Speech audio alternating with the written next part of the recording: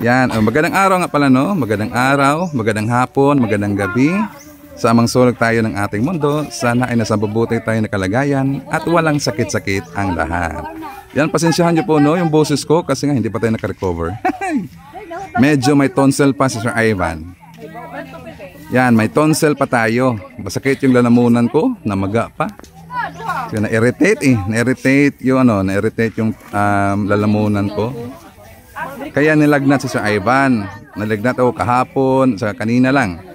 Medyo okay na po tayo ngayon. Pero hindi pa tayo makakabuelo ng boses natin kasi masakit pa yung boses, masakit pa yung lalamunan. Yan, may hapon ninyo. May hapon. Salamat. Magandang hapon. Yan, mamigyan na naman po kami ng konting grasya. Galing sa ating poong may kapal at saka sa mga viewers natin. Kumusta naman mo? Okra.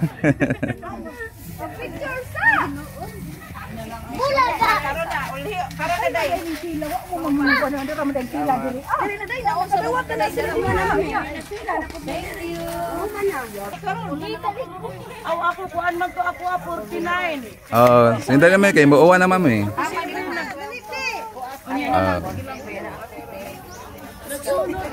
Ito nga pala, no, yung sinasabi ko na solar. Yan, solar lamp na isa sa mga project natin. Inilagay dito sa area. Kasi ditong area na ito, mga kababayan, ano kasi ito? Medyo madilim paggabi. Madilim sa gabi. Tapos yung isa naman, dito nilagay sa doon.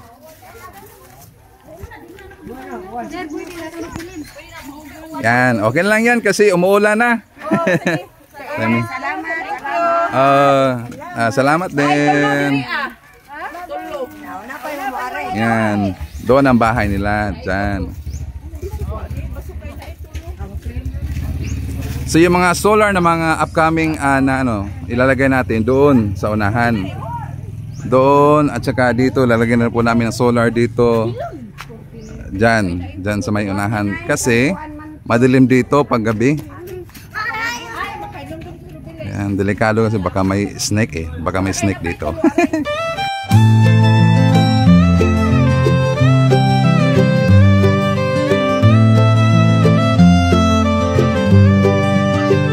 Sa bawat pagsikat ng araw, ikaw ay nandyan. Tinig mong matatag, sa amin ay gabay. Pag-asa ng bayan, pangakong totoo. BBM, isa kang totoong tao. Sa mahirap at api, ika'y sumusuporta. Tapat mong paglilingkod, lahat kami nakakita sa iyong pamumuno. Bayan ay umaangat, bagong Pilipinas, pangarap ay tapat. Ikaw ang aming BBM, Pangulong matapat. Sa puso ng masa, inaangat ating watawat. Sa hirap at ginhawa, ika'y kasama. Pilipinas ay papangon, dahil ikaw ang pag-asa. Mula Luzon, Visayas hanggang Welcome sa ating press briefing ngayong araw, March 3. Magandang balita ang ibinahagi ng Department of Budget and Management. Dahil sa epektibong pamumuno ni Pangulong Marcos R. Jr., bumaba sa 5.7% o 1.5 trillion pesos ang budget deficit ng bansa nitong 2024. Pinakamababa ito mula noong taong 2020 at nagpakita ng mabuting pagtatrabaho ang economic team ng administrasyon. Umabot naman sa 16.72% ng GDP or 4.4 trillion pesos ang government revenues sa nakaraang taon. Alam niyo na po kung anong ibig sabihin ng budget deficit, pero doon sa mga kababayan natin na mas gustong maintindihan to, halimbawa, lalaman po, kapag ka po ang ang ating revenue.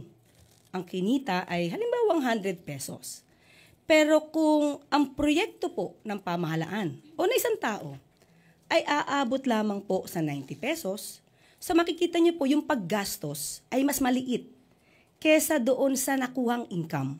So magkakaroon pa po yun ng savings. Kumbaga, hindi na po kakailanganin na umutang pa ang gobyerno kung bumababa po ang ating budget deficit. So yun lang po yung para sa mas maunawaan ng mga taong bayan kasi medyo technical yung word na budget deficit. Ngayon po ay handa na po akong sumagot sa inyong katanungan. Thank you, Yusek Claire. First question po, Jean Mangalus, Philstar. Good morning po. So, over the weekend, U.S. President Trump's confrontation with Ukraine President Zelensky shocked the world.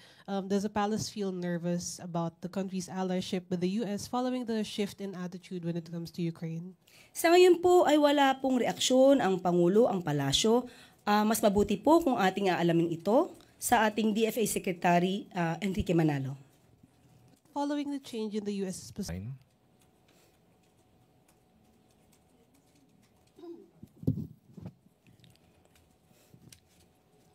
Ma'am, good morning po. Ma'am, may we just get your quick reaction sa recent pronouncement ni former spokesman Harry Roque na kahit gaano ka kagaling na salesman, kung hindi maganda ang produkto, mahihirapan kang ibenta. Good luck daw po sa inyo ni Secretary J. Ruiz.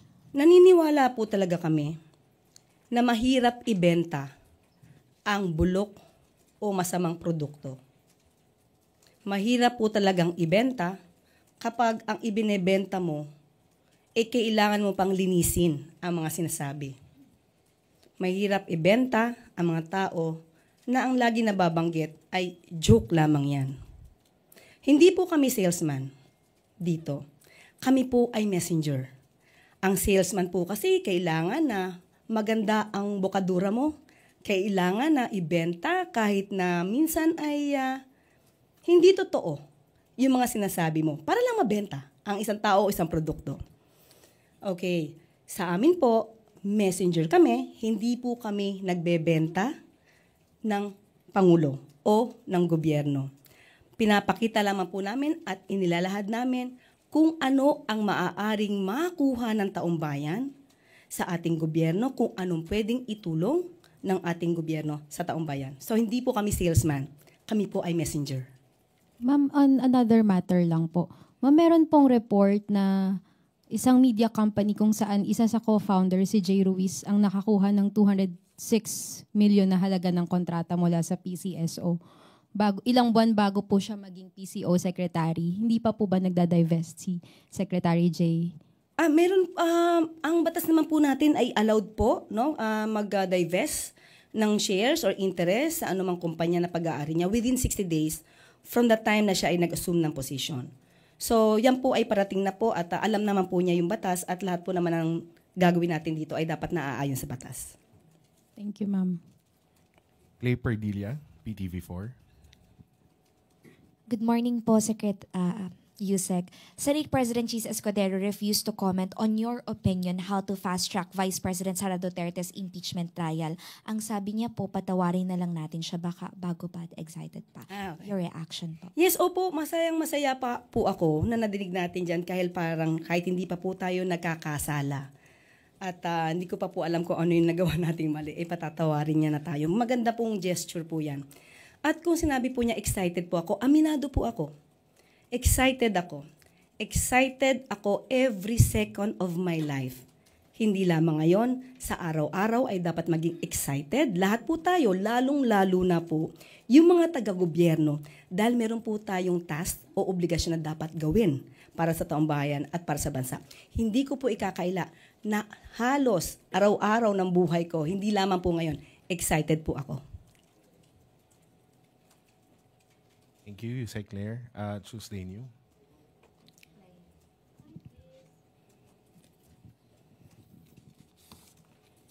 Good morning, Yusek Claire. Last week po iniharap po sa amin dito ni DILG Secretary John Vic Rimulya, ang pambansang pulisya, especially yung anti-kidnapping group, si Colonel Elmer Ragay.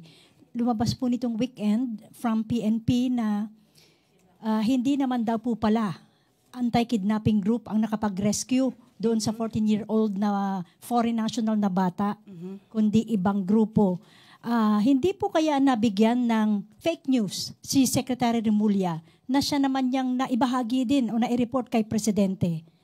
Dahil iba nga po yung lumalabas na balita ngayon. Eventually, parang ang may third party raw po na mayroong partisipasyon, kaya po napalaya yung bata. Okay. As of now, kung yan po ang nababalita, titignan po natin, i-verify po natin kung ano po talaga ang katotohanan dito. Kung ano man po ang katotohanan, manggagaling din po yan sa amin. I-confirm lang po natin kay Secretary John Vic Remulla para po mas detalye ang ating pagsagot.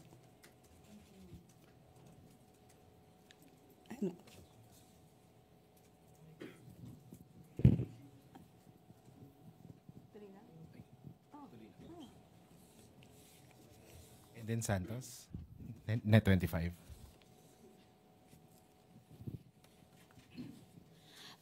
Yusek, kanina po nabanggit ni Acting Secretary J. Ruiz na I'm here po. Ang layo na tingin ko.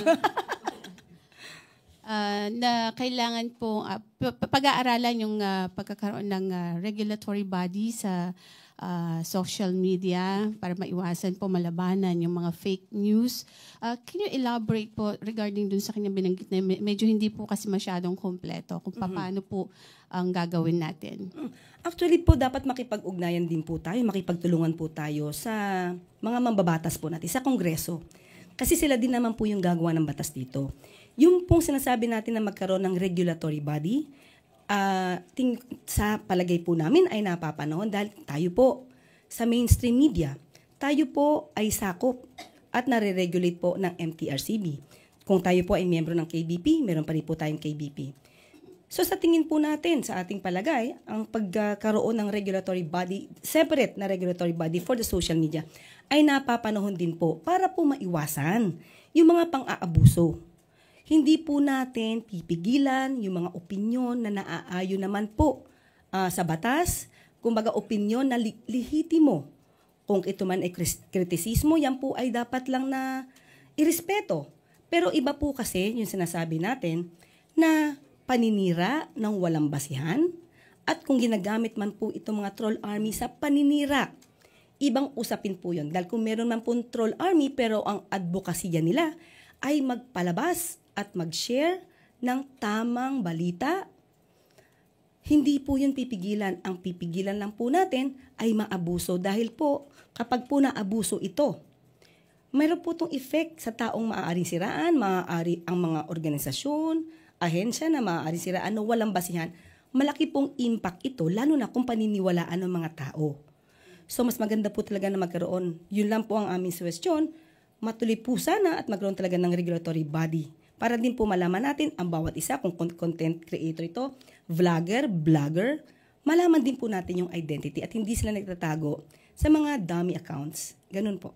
Sa tingin niyo po yung ginagawang hearing ngayon ng Quadcom ba yun or Tri-Committee sa Kamara, tamang-tama para maipurso po itong pagkakaroon ng regulatory body kung sabi niyo nga kailangan dumaan sa paggawa ng batas? Opo, napapanahon po ito dahil hindi na po biro yung mga ginagawa po ng mga troll armies. Sabi nga po natin, kapag ka po kasi binabayaran lang ang mga tao para magsalita ng paninira ng walang basihan, hindi po yun freedom of expression. Kasi binubulungan lang sila ng taong nagpapasweldo o nagbabayad sa kanila. So kakaiba po yun sa tinatawag nating freedom of expression. Ma'am, ano lang po, since medyo baka matagalan pa po kung magkaroon ng batas, hintayin natin. Ano po yung mga immediate na mga plano ng PCO para malabanan ito? At meron na po ba tayong mga ebidensya, mga documented na magpapatotoong itong mga vloggers na itong particular na lumalabas sa segment, talaga pong mga troll armies ito, mga fake news lamang yung kanilang ginagawa at sinasabi. Actually, syempre po, bago po tayo magbintang, alam naman natin, we have to presume them innocent until proven guilty. So, ang bawat isa po, kumbaga, i-verify muna po yan bago sa atin sabihin, ay, parte ka ng troll army. Kasi wala pa po tayong batas patungkol sa sinasabing troll army. Ito lang ay mere description kung paano yung kanilang ginagawa. So pagka po na-verify, let's say po, tayo nagsasalita dito, at sandamakmak na po ang kumakalaban at nagpapakita at nagba-viral na mali. Mapapansin niyo po, kahit yung ibang mga organisasyon ay nagpa-fact check.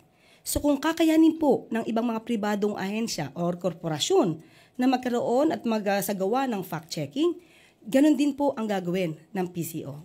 Pipilitin po nating maayos po yan at mas isagawa na maayos. So far po wala pa kayong na-verify na masabi na ito talaga ay nagpapakalat ng fake news, ay troll army po itong mga ito. Wala pa po in particular, pero inaaral na po namin, kaya po yung mga ibang mga sinasabi nating fake news ay atin pong sinasagot hanggat sa makakaya natin. So hindi naman din po kayo kabilang doon sa mga masasabing nagpapakalat din ng fake news since wala naman po palang mga verified batayan yung inyong mga sinasabi. Ganito po yan. Pag sinabi po nating fake news, alam niyo po na meron na kayong naging basihan. Fake news, alam na natin kasi may dokumento. Halimbawa, sinabi ko po, si Miss Pia ay dalaga. When in fact, there's a record na she's married. So, sinabi ko, dalaga yan. Is that fake news? Of course, kasi may batayan. So, bago naman po namin sabihin na fake news, dapat meron po kaming batayan. Thank you po. Thank you. Evelyn Quiroz, Filipino Mirror.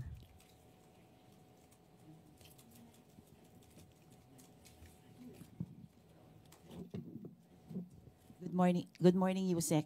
May mga lugar po sa bansa na nakararanas ng mataas na heat index gaya ng Palawan, Nueva Ecija at ibang parte ng Quezon City. Nagsuspend na din po ng klase yung ilang area sa Kamanava dahil po sa inaasahang mataas na heat index. Pwede pong malaman kung may mga preparasyon, action or contingency plans po ang pamahalaan dito. Opo, nagpalabas na rin po ng pahayag ang DOH patungkol po dito. At yun nga po, nagpapaalala ang DOH laban sa mga sakit na may kaugnayan po sa init na nagiging laganap na po sa matinding temperatura. So as of now po, i-calculate pa rin po namin yung iba pa po na mga action plans patungkol dito. Pero nauna na po ang DOH na magpalabas po ng kanilang mensahe patungkol dito. Tina Maralit, Manila Times. Good morning, ma'am. Ma'am, Major General Nelson Morales has reportedly been reassigned to head the Philippine Air Force's Air Education Training and Doctrine Command. Is this confirmed and may napili na po bang kapalit si Pangulo bilang bagong hepe po ng Presidential Security Command? Nung nakita ko na ito ay maaaring maging issue today, tinanong ko po, wala pa po talaga sa amin na ibibigay ko ano man po ang direktiba o order patungkol po dito. Kapag ka po, meron na po, pangako ko po na ilalabas po agad namin kung ano man po yung pinaka-latest na balita patungkol po dito or any order or memorandum. Okay, ma'am, another question po. PNP Chief General Romel Marbil was reportedly summoned by the President this morning to talk about the crime incidents in the country, particularly kidnapping. Totoo po ba ito at kung may mga detalye po ng naging pag-uusap? As of now, hindi ko pa rin po nakakausap ang Pangulo kung sila'y nagkausap. Alamin ko pa po kasi medyo maaga pa rin po ngayon. So wala po akong latest pero most probably by as day progresses, baka po meron na po tayong balita patungkol po dyan. Thank you, ma'am. Ace Romero, Philippine Star. Yusek, balikan ko yung heat index. Considering na kasi simula pa lang po nung taon, Marso pa lang, ano yung nakikita ng Malacanang na potential na epekto nito sa ating ekonomiya? Okay, kahit po hindi pa po namin napag-uusapan, dahil sabi nga niyo po, ngayon lang po talaga nag-i-start. Pero syempre po, lagi po maghahanda ang pamahalaan patungkol po dito. Kung ito po ay makaka-apekto sa ekonomiya natin, ay tayo po ay lagi maghahanda tungkol dyan. Pero meron na bang assessment kung gaano kaseryoso yung magiging epekto dito sa ating goals, sa targets? Opo, wala pa po wala pa po kaming report kung gaano ito makaka-apekto sa atin mula sa Pag-asa. Pero yun na nga po, extreme caution po ang sabi ng Pag-asa. na dapat nating gawin. So, siguro po after this, kapag po nagkaroon po kami ng meeting, kung ano po ang gagawin ng Pag-asa, DOH at ibang ahensya, ibabalita po agad namin sa inyo. Daryl Esquera, GNA. Good morning, ma'am. Ma'am, may we just get Malacanang's reaction because there are claims or narratives being peddled on Chinese social media apps saying that Palawan is historically part of China. Okay, pag ganyan po tayo mga issue, mas mabuti po na alamin natin ito sa DND at saka sa DFA at para po mas kompleto po ang aking masasagot sa inyo. Christian Yesores, Radyo 630.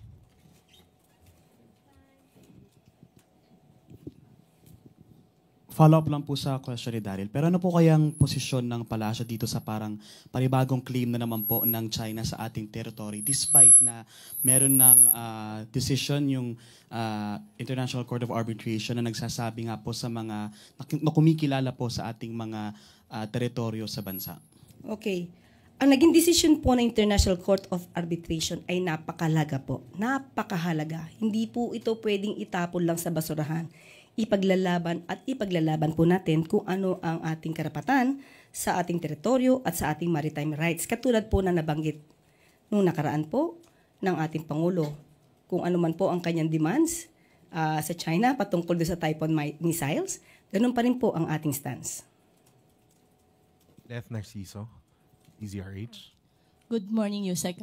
Ma'am, may reaction po ba ang si Pangulo or ang Malacanang dun sa ulat na di umano yung mga Chinese spies ay may donasyon sa PNP? Mm-hmm. Okay, as of now, pag-aaralan po natin yan. Kung ito man po ay naging donasyon, in good faith, kailangan po talaga natin malaman dahil hindi naman po masama ang tumanggap ng donasyon. Okay, sa panahon po ng pandemya, nabalitaan po din natin na marami po natanggap na ambulance, na mga sasakyan, tama ba? Ambulansya, especially Davao City. Parang marami na ibigay ang China sa Davao City sa panahon po ni Mayor Sara at the time. Wala pong masama kung tatanggap tayo ng donasyon if it is done in good faith. So kung ito naman po pala ay parang ibinigay, pero merong kakaibang dahilan for that, kailangan po nating imbestigahan yan at kung sino man po yung mga tumanggap ng mga opisyal ng LGU, dapat siguro po malaman natin para hindi na po maulit kung sila man ay nagagamit, kung hindi man nila alam na nagagamit sila.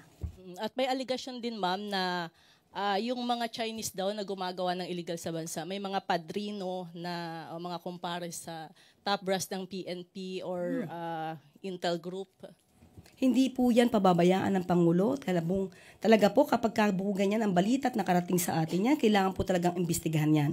Hindi po to dapat palampasin. Ivan Mayrina, GMA7.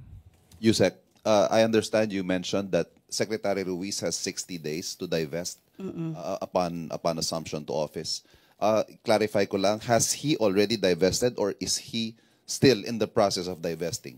Sa pagkakaalam ko ay in the process na po kasi piniprepare niya po yung kanyang mga papers regarding that. And does the Secretary have a statement on, of course, allegations? No, not allegations, but those who are pointing out that there is clear conflict of interest in this situation. Yes, kung meron pong conflict of interest na ngayon na siya ay na-appoint as secretary ng PCO, talagang dapat matanggal po yung conflict of interest kaya kailangan niya pong mag-divest. Kung naman po ang mga naging negosyo niya ay hindi pa po siya na-appoint as secretary ng PCO, so wala naman po tayo nakikitang mali doon dahil kailangan din naman po niyang kumita. So, ngayon po na kami po ay na-appoint, kailangan po talaga mag-divest kung ang interest po ay may conflict. So, kailangan po talaga mag-divest. In a chance interview this morning, binanggit din ni Secretary Ruiz na may binabanggit po siyang leakages dito sa Presidential Communications Office. What can you tell us about these leakages, intrigues, and how does he intend to get to the bottom of this and respond to it?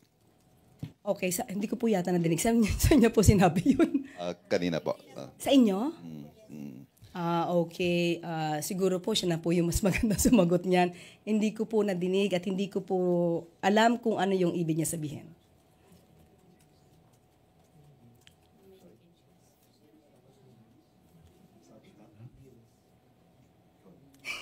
Alexis Rivero, Philippine Star.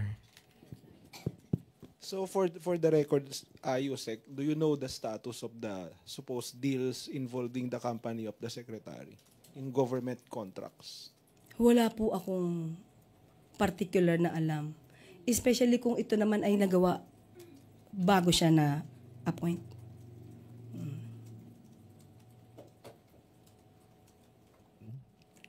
Eden Santos, Net25. Balik lang po ako dun sa heat index sa USEC. Kasi po alam naman natin na sa nakalipas na mga taon ay matindi po ang naging epekto ng tag-init, yung El Nino sa ating mga magsasaka, even sa mga mangingisda po. Ano po yung mga hakbangin o plano ng ating pamahalaan habang hindi pa ganun katindi ang epekto nitong tag-init sa sektor po ng agrikultura? Ma'am, as of now talaga po ay hindi pa po kami nakakapag-usap patungkol dyan. Pero kung ito po talaga ay nakikita po, nababanag po ang matinding epekto po, kikilos po talaga agad ang ahensya para po matugunan kung ano man ang magiging problema sa mga susunod ng araw ng itong napakatinding init na nararamdaman natin. So far po wala pa talagang plano, program ang ating administrasyon. Opo, mag-i-start pa lang po kami kasi magkakaroon po kami ng meeting para po mas detalye. Most probably po, hindi pa lang po na ibababa sa amin kung ano po yung action plans ng DA, SWD, DepEd. Dahil nga kababalita pa lang po nito. So most probably nag-uusap na po sila at titignan ko po ang pinaka-status nito mamaya po pagkatapos ng press briefing natin. Okay, thank you po. Heidi Sambang, FEBC. Good morning po, Yusek. Kasunod lang po nung kaka-implement lang na increase po sa toll fee sa NLEX po, meron pong pangamba na mag-domino effect po ito sa mga presyo po ng mga produktong iniluluwas, lalong-lalo na po sa mga agricultural products. At ito po ay makakaapekto po sa ating mga mamimili. Meron po bang mga naiisip ng intervention po ang ating pamahalaan? Kapag ka po talaga nagtataas ang isang factor sa pagde-deliver or manufacture ng mga items, hindi po talaga maiiwasan na meron tong epekto sa produkto. Pero katulad po ng ginagawa natin, pati po ng DTI, at i-check po natin yung presyo at kung magtataas man po ay dapat lamang reasonable. Pero pag-aaralan pa po yan at para po hindi masyadong makabigat sa taong bayan kung meron man, magkakaroon po ng increase. Pero isa rin pong pinupunto ng grupo po ng mga truck owners and organizations na bakit daw po nag-i-increase hindi pa po sila satisfied sa service po sa NLEX. Okay. Titignan ko po kung bakit nagkaganon at be-verify ko rin po kung ano yung kanilang mga hinaing para po mapaabot natin to sa Pangulo at sa kinauukulang ahensya. Para po mas maganda po ang aming maging aksyon. Kasi dapat padinig po talaga namin kung ano yung mga hinaing pa ng ibang tao. Para mas maganda yung aming maging solusyon sa ganitong mga klaseng sentimiento. Thank you. Thank you.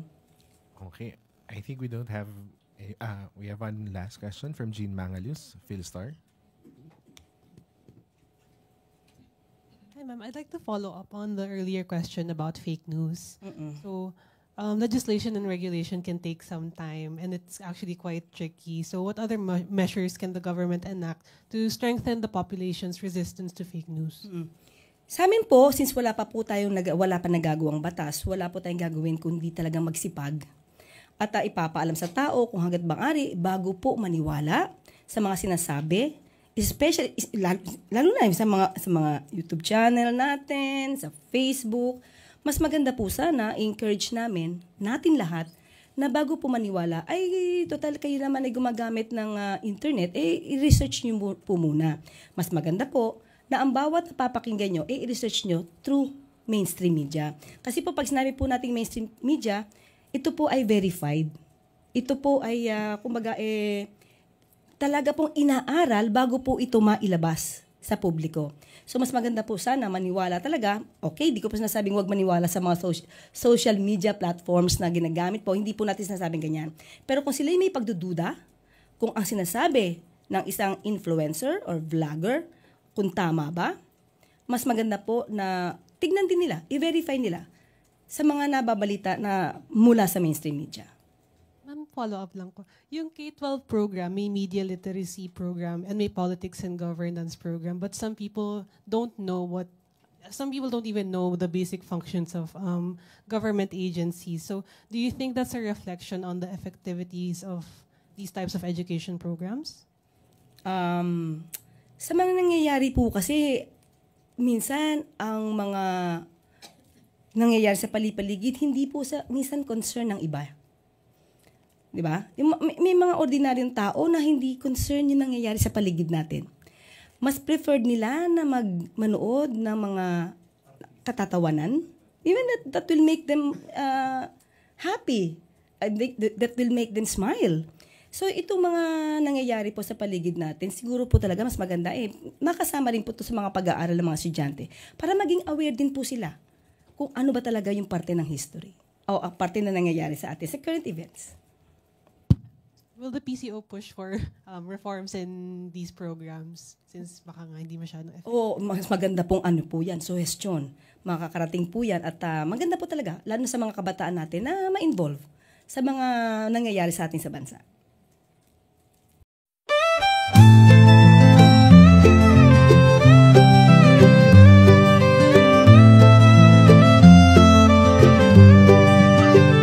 Sa bawat pagsikat ng araw, ikaw ay nandyan.